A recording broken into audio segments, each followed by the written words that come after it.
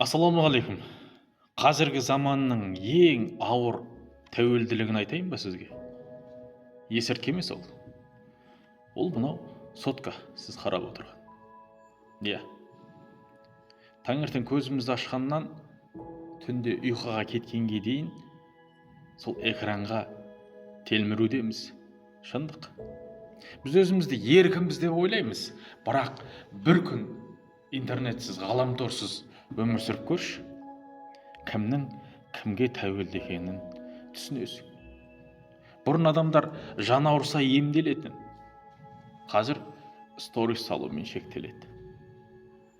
Бұрын жалғыз қалып ойланатын, ал қазір жалғыз қалудан қорқады. Не? Сотка бізді жақындатқандай көрінеді, бірақ жүректерді алыстатып жатыр. Бір үйде отырып бір-бірімен сөйлеспейтін адамдар көбейді. Ең қорқыныштысын айтайын ба? Уақыт өтіп жатыр. Біз өмір сүріп жатқан жоқпыз. Біз экранды сырғытып отырмыз. Ары қарай сырғыта беріңіз.